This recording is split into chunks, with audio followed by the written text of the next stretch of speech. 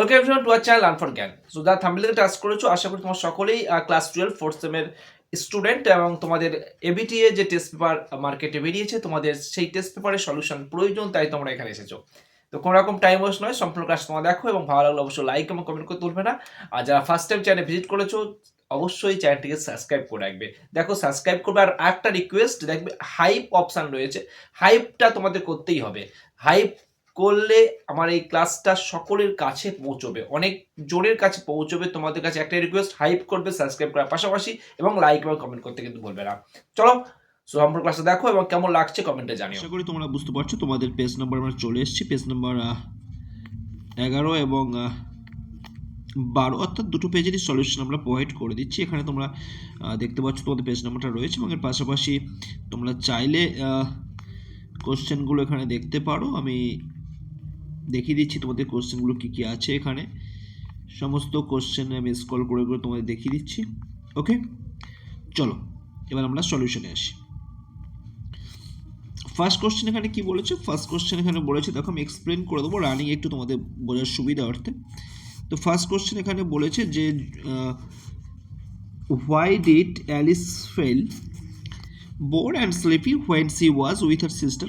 মানে কেন সে তার বোনের সঙ্গে ছিল, মানে দিদির সঙ্গে যখন ছিল, এল্ডার সিস্টার অ্যাকচুয়ালি, তখন সে কেন বোর ফিল করছিল এবং তাদের ঘুম ঘুম কেন পাচ্ছিল। তো naturally Alice felt bored and sleepy because her sister book was dull, lacking picture or dialogue.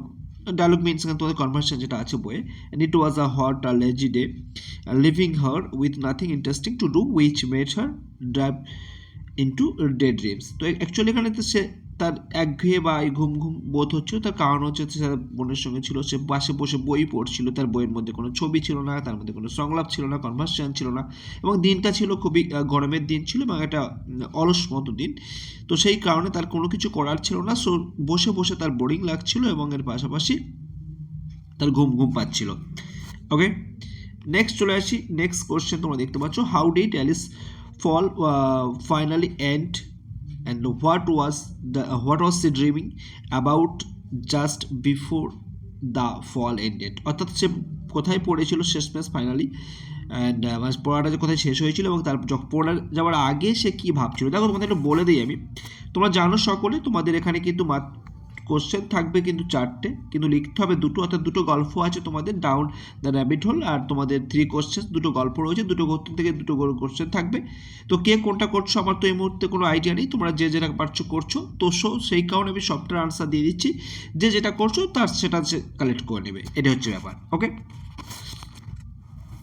তাহলে এখানে তার ফাইনালি সে কীভাবে পড়েছিল, the Alice initial long fall down the rabbit hole ended when she landed unhurt on the heap of stick and dry leaves. অর্থাৎ সে পড়ে গিয়েছিল যখন খরগোশের গর্তে প্রথম যে পতন হচ্ছিল, আস্তে আস্তে আস্তে সে অক্ষত অবস্থায় কিছু শুকনো পাথর, যে স্তূপ ছিল, পাতার স্তূপ, সেখানে সে পড়েছিল, লাঠি এবং শুকনো পাথরের স্তূপ, পাতার স্তূপ যেটা। তারপরে সে পড়ার আগে কি স্বপ্ন দেখেছিল, she was dreaming about the you at her cat. তার যে ক্যাট ছিল ডাইনা সম্পর্কে সে স্বপ্ন দেখছিল বা জাস্ট ইমাজিন করছিল। নেক্সট কোশ্চেন এখানে দেখতে পাচ্ছ, why did the king visit the hermit in the forest. হারমিটের সঙ্গে কেন, কিং বলতে কিং দিয়েছে, বাট যার দেওয়া উচিত ছিল, যাই হোক যা দিয়েছে, যার কেন সাক্ষাৎ করতে চেয়েছিলেন আর কি। দেখো, the king visited the hermit in the ফরেস্টে দেখা করতে গিয়েছিল কারণ he trusted the hermit's wisdom, তিনি হারমিটের জ্ঞানের উপর তার বিশ্বাস ছিল, and hope to find his satisfactory answer of his 3 question. অর্থাৎ এর পাশাপাশি আশা করছো তার যে 3টে কোশ্চেনের স্যাটিসফ্যাক্টরি আনসার তিনি পাবেন, সন্তুষ্টপূর্ণ আনসার পাওয়ার জন্য। এবং সেখানে what preparation did he take to visit, সে যাওয়ার জন্য কী প্রস্তুতি নিয়েছিল। সো দেখো, সে যাওয়ার জন্য প্রস্তুতি নিয়েছিল পুটিং অন সিম্পল ক্লথ, তার সাধারণ পোশাক পরিধান করেছিল, বডিগার্ডকে পিছনে ফেলে জঙ্গলে, and he was dismounting from the horse, ঘোড়া থেকে নেমে he went alone to visit the hermit, হারমিটের সঙ্গে সাক্ষাৎ করার জন্য তিনি একাই গিয়েছিলেন, সঙ্গে কেউ ছিল না। ওকে, নেক্সট আছে, how did the jar help the hermit and when did he stop working. তো দেখো কীভাবে হেল্প করেছিল, দ্য জার হারমিটকে কীভাবে হেল্প করেছিল। The jar help by digging the ground for him, তার জন্য ক্ষেত্র খনন করে তাকে সাহায্য করেছিলেন। এর পাশাপাশি কখন কাজ করা থামিয়ে দিয়েছিল। দেখো এখানে উল্লেখ করেনি যে কখন প্রশ্ন রিপিট করেছিল, এসব উল্লেখ করেনি, বলছে কখন কাজ থামিয়ে দিয়েছিল। তো আমরা শেষ সূত্রটাই দেবো যে he stop working when the sun began to sink behind the trees, অর্থাৎ যখন সূর্য অস্ত যাচ্ছিল সেই সময় তিনি হচ্ছে তোমার প্রশ্ন রিপিট বা তার কাজটা শেষ করেছিল। তারপরে চলে আসি আমরা, এখানে লং কোশ্চেন দিয়েছে, লং কোশ্চেন দেখতে পাচ্ছ, আনসার দ্য ফলোইং কোশ্চেনের দুটো কোশ্চেন দুটো গল্প থেকে দেওয়া রয়েছে, তোমরা যে যেটা করছো সেখান থেকে করবে। এবং তোমাদের যদি মনে হয় স্যার লং কোশ্চেনের আনসার প্রয়োজন, তো আমাদের হোয়াটসঅ্যাপ নাম্বারে তোমরা কন্ট্যাক্ট করতে পারো, তোমাদের সাজেশন কিন্তু প্রোভাইড করা হচ্ছে সায়েন্স স্ট্রিপ নোটসের, তো সেখানে সব আনসারগুলোই রয়েছে, তোমার ডাউন দ্য র্যাবিট হোল থেকেও রয়েছে, যার যেটা সুবিধা সে সেটা নেবে। তো এই হোয়াটসঅ্যাপ নাম্বার 8350068616, এই নাম্বারে কন্ট্যাক্ট করলে তোমাদেরকে নোটসের ডিটেলস বলে দেওয়া হবে, তোমরা চাইলে সেটা পারচেস করে নিতে পারো খুব সামান্য কিছু পে করে। তারপরে চলে আসি আমরা কবিতার পাঠে। কবিতার পাঠে এখানে দেখতে পাচ্ছি যে 3টে কবিতার থেকেই দিয়েছে 2টো করে, এবং একটা কবিতাতে এক্সট্রা দিয়ে 7টা দিয়েছে টোটাল।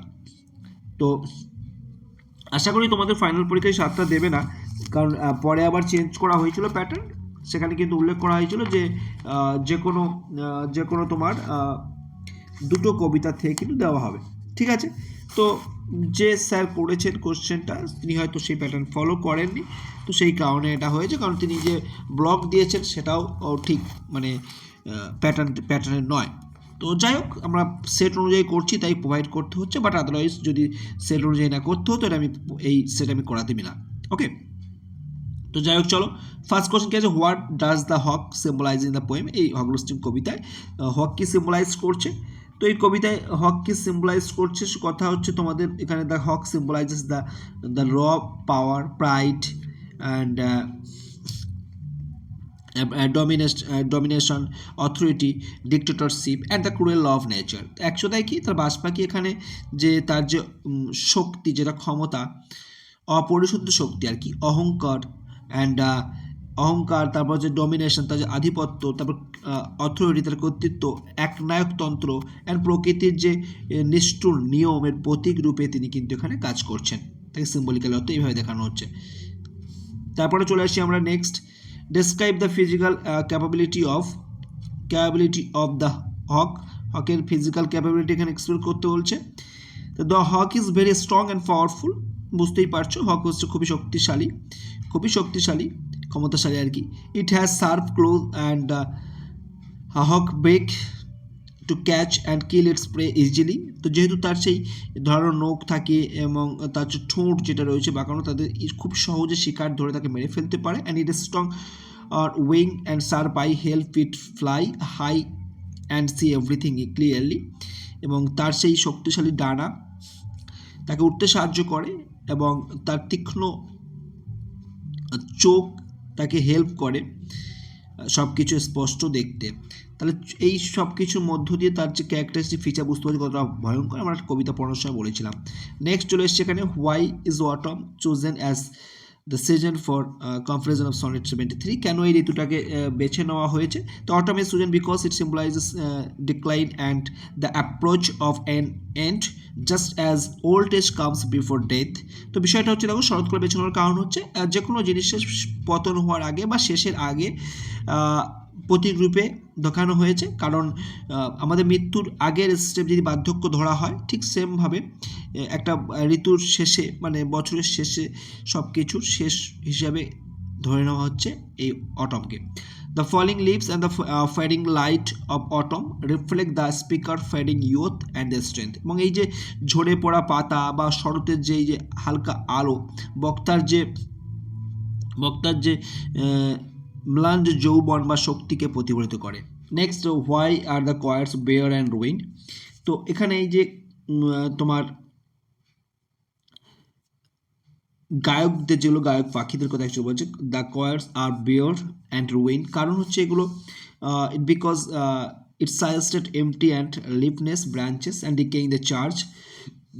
যে চার্চের যে ধ্বংসাবশেষ বলতে পারো, পাতাহীন বা খালি শাখাগুলোকে এবং ক্ষয়প্রাপ্ত গির্জাকে এটা উল্লেখিত করছে, that once were full of life and song, যেটা একসময় জীবন এবং গানে পরিপূর্ণ ছিল।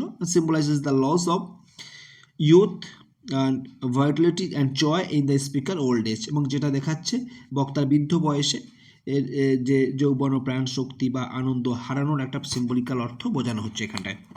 নেক্সট আমরা চলে আসি, what kind of tree will line the স্ট্রিটে কী ধরনের গাছ। তো দেখো সেখানে কিন্তু উল্লেখিত করা ছিল যে যে সমস্ত ব্যবহারিক বাদাম গাছ অর্থাৎ খাবারের জন্য, which can provided food sources, সে চারিদিকে শুধু বাদাম গাছ থাকবে সারিবদ্ধ হয়ে, সেটা এখানে উল্লেখ করা হয়েছে। What trees used to line up the street before, আগে কোনগুলো থাকতো, তো the familiar decorative trees like elms and oaks use to line up the street before, অর্থাৎ আগে এলম গাছ এবং ওক গাছের মতো পরিচিত গাছগুলো সুসজ্জিতভাবে রাস্তা সারিবদ্ধ থাকতো, বাট ইন ফিউচার সেগুলো থাকবে না। এটা আমাদের গ্রিন হাউস এফেক্টের যে পোয়েম সেখানে কিন্তু এগুলো করা হয়েছে। মেনশন এনি 4 ইভেন্ট যেগুলো এফেক্ট হবে পাবলিকে, এই কবিতা উল্লেখ করা হয়েছে। তো সেখানে আমরা দেখতে পাচ্ছি শিফটিং ইন এগ্রিকালচার, কৃষিক্ষেত্রে পরিবর্তন ঘটবে, চেঞ্জ ইন গ্লোবাল পাওয়ার, যে বিশ্ব যে ক্ষমতা আছে, ক্ষমতাশালী দেশগুলো ক্ষমতা পরিবর্তন ঘটবে, ইকোনমিক্যাল ডিক্লাইন, অর্থনৈতিক পতন ঘটবে, and change in daily life, দৈনন্দিন জীবনে পরিবর্তন ঘটবে, আর the 4 event that affect the public mention in the poem. Okay, আরও অনেক কিছু আছে, সেগুলো চাইলে উল্লেখ করতে পারো। তো আমি এখানে 4টে তুলে ধরলাম। নেক্সট চলে আসি আমরা,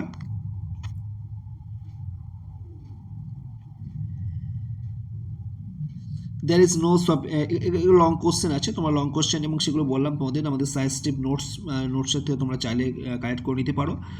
সব এখানে যা কিছু আছে সবই সেখানে আছে অলরেডি, আমরা বহু আগে রেডি করেছিলাম, বাট আছে সবটাই। তারপরে গ্রামার পার্টে চলে আসি। গ্রামার পার্টে দেখো এখানে 2 মার্কসের গ্রামার দিয়েছে, এখানে স্পিড করতে বলা হয়েছে। তো স্পিড বলেছে এখানে nobody will be allow, কাউকে প্রবেশ করতে দেওয়া হবে না যদি না তাদের কাছে কোনো ভ্যালিড টিকিট থাকে। তো আমরা লিখতে পারি he must have a valid ticket, তার কাছে অবশ্যই টিকিট থাকা বাধ্যতামূলক, থাকতেই হবে। Nobody will be allow enter the into the premises, ঠিক আছে। উইথাউট এখানে লিখতে পারো উইথাউট টিকিট বা উইথাউট ইট। ওকে, এটা লিখে দেওয়ার ভালো হবে যে হি মাস্ট বি, থাকতে হবে অবশ্যই ticket, and nobody allow, কাউকে প্রবেশ করে দেওয়া হবে না উইথাউট ইট বা উইথাউট টিকিট ছাড়া প্রবেশ করে দেওয়া হবে না। এটাও করতে পারো, বাট নর্মালি চেঞ্জ যদি না পারো নর্মালি এরকম করে দেবে nobody will be allowed to enter the premises, he must have a valid ticket, এভাবে করতে পারো। যেটা করবে সেটা ঠিক, কোনো সমস্যা নাই।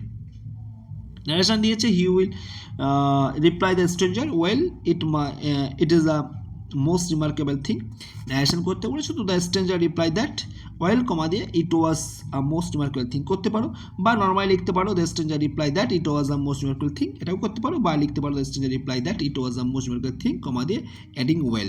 ওকে, ফর এম্পাসাইজিং করতে পারো, না দিলেও কোনো সমস্যা নাই। ওকে, তারপর ফিল ইন দ্য ব্ল্যাঙ্কস এখানে আছে। ফিল ইন দ্য ব্ল্যাঙ্কস এখানে বলছে যে দ্য নকিং সিজ সাডেনলি, যে শব্দটা হচ্ছিল সেটা আস্তে আস্তে কমে যাচ্ছিল, হঠাৎ করেই কমে যাচ্ছিল। অলদো, যদিও দ্য ইকোস অফ ইট, যদিও এটার যে প্রতিধ্বনি হচ্ছিল, স্টিল এখনও ইন দ্য হাউস, বাড়ির মধ্যে। সো এটা দেখিয়ে দিলাম। তারপর নেক্সট আমরা চলে আসি 8 নম্বরে আমাদের রাইটিংয়ের পার্ট একটু দেখিয়ে দিই। এখানে দেখো প্রথমে একটা এসে দিয়েছে, তোমরা জানো এসে থাকবে একটা 10 মার্কসের। তো এসে 10 মার্কসে তোমরা যদি 10 মার্কসের এসে যদি তোমরা করতে চাও 150 ওয়ার্ডস তোমাদের লিখতে হবে। আমি এখানে রেইন ওয়াটার হারভেস্টিং এখানে দিয়েছে, সো আমি তোমাদের জন্য আমি এখানে লিখে দিয়েছি, তোমরা চাইলে এটা করতে পারো, যারা করবে 150 ওয়ার্ডের। তো এখানে আমি স্ক্রল করে দেখিয়ে দিচ্ছি, তোমরা চাইলে স্ক্রল করে নিতে পারো, বা ফুল পিডিএফটা নিতে গেলে আমি তো বললাম কীভাবে পিডিএফটা নেবে, ক্লাস সম্পূর্ণ পিডিএফ কস্টে তোমরা ইউটিউব চ্যানেলে পেয়ে যাচ্ছ। ওকে, তারপরে নেক্সট আমাদের ইমেল ড্রাফটিং করতে দেওয়া আছে। এখানে ইমেল ড্রাফটিংয়ের কীভাবে লিখতে হয়, ইমেল ড্রাফটিং হয় তোমরা 10 মার্ক করা লিখবে, নাহলে ইমেল অথবা ব্লগ এই দুটোকে লিখতে হবে তোমাদের একসাথে, ঠিক আছে। তাহলে তোমরা এই দুটোই যাবে, কারণ এখানে নাম্বারটা একটু ভালো আসবে। সো ইমেলের প্রসেস, ব্লগের প্রসেস সম্পূর্ণ আমি শিখিয়েছি, তোমরা চাইলে ওই লিঙ্ক রয়েছে, লিঙ্ক থেকে দেখে নিতে পারো। তো প্রথমে দেখো ডেট চাইলে দিতে পারো এখানটায়, অ্যাকচুয়ালি ইমেলের ডেট ওখানে উল্লেখ থাকে, বাট তোমরা পরীক্ষায় যদি লিখবে তাহলে দিতে পারো। ফ্রম দিয়ে নিজের ইমেল আইডি দেবে, টু দিয়ে এখানে মিউনিসিপ্যাল কর্পোরেশনকে লিখতে বলেছে কমপ্লেন করার জন্য যে ঠিকভাবে এলাকা পরীক্ষা পরিচ্ছন্ন হয় না, অ্যাবসেন্স অফ ক্লিনিং ভলেন্টিয়ার্সের জন্য। সাবজেক্ট এখানে দিয়েছি lack of cleanliness in our area, dear sir বলে সেখান থেকে লেখা শুরু করা হয়েছে। এই যে বডি তোমরা দেখতে পাচ্ছ। ওকে, 75 ওয়ার্ডের মধ্যে লিখতে হবে। তারপরে এখানে তোমরা থ্যাংক ইউ লিখে বেস্ট রিগার্ড দিয়ে নিজের নামটা এখানে দিয়ে দেবে। ওকে, তারপরে ব্লগে চলে আসি। ব্লগে আমি বলেছিলাম না ব্লগের প্যাটার্নটা ঠিক এভাবে দেবে না, ব্লগের প্যাটার্ন তোমাদেরকে বিভিন্ন রকম আমি অলরেডি প্রোভাইড করেছি, এটা দেখবে এখানে লিঙ্ক দিচ্ছি, লিঙ্কটা তোমরা দেখতে পাচ্ছ, ওই লিঙ্কে টাচ করে দেখবে কীভাবে ব্লগ দেবে পরীক্ষায়, ঠিক সেমভাবে দেবে, বোর্ডের যে প্যাটার্ন সেইভাবে দেবে। তবু আমি এটাকে যেভাবে দিয়েছে তার থেকে আমি সেই প্যাটার্নে লেখার চেষ্টা করেছি একটু। এখানে রুম ডেকোরেশন করতে বলেছে, ঠিক আছে, blog how to decorate your room. So সেই ব্লগ আমি বোর্ডের প্যাটার্ন ফলো করেই জাস্ট একটু লেখার চেষ্টা করেছি সেইভাবে, তো আশা করি কোনো সমস্যা হবে না। সো দেখে নাও তোমরা এখানে। সো প্রথম টাইটেল দেবে বোর্ডের প্যাটার্ন অনুযায়ী, তারপরে ইন্ট্রোডাকশান দেবে, তারপরে তার কি পয়েন্ট, তারপরে তার কি পয়েন্টটাকে এখানে তুলে ধরতে হবে। ওকে, সেটা আমি এখানে তুলে দিয়েছি। অ্যান্ড কনক্লুশন টানবে তারপরে, এবং তারপরে সিটিএই করবে, ঠিক আছে। তো এই ছিল তোমাদের পেজ নাম্বার 11 এবং 12 সলিউশন। যদি ভালো লেগে থাকে অবশ্যই কমেন্ট করে জানাও, বারবার ধরে বলছি তোমাদের কমেন্ট। তো যারা সম্পূর্ণ ক্লাসটা দেখলে আশা করি বুঝতে পারছো কতটা হেল্পফুল এই ক্লাসগুলো। তো অবশ্যই রেগুলার ওয়েতে ক্লাস দেখার জন্য তো চ্যানেলটাকে সাবস্ক্রাইব করে রাখছো, এবং আশা করি তোমরা শেয়ারও করছো বন্ধুদের মধ্যে। এর পাশাপাশি একটাই রিকোয়েস্ট, দেখো হাইপ বলে একটা অপশন আছে, সেখানে হাইপটা তোমরা করবে। হাইপ একটা ভিডিওতে তোমরা 3 বার করতে পারবে। সো 3 টাইমস যদি করে দাও তো ক্লাসটা অনেকের কাছে পৌঁছে দেবে এবং অনেকে ক্লাসটা দেখে হেল্প পেতে পারবে। তো সেই কারণে তোমাদের কাছে এটাই বলবো, হাইপটা করো। আর আমাদের হোয়াটসঅ্যাপ এবং টেলিগ্রাম গ্রুপ রয়েছে, সেখানে তোমরা যুক্ত হয়ে যাও।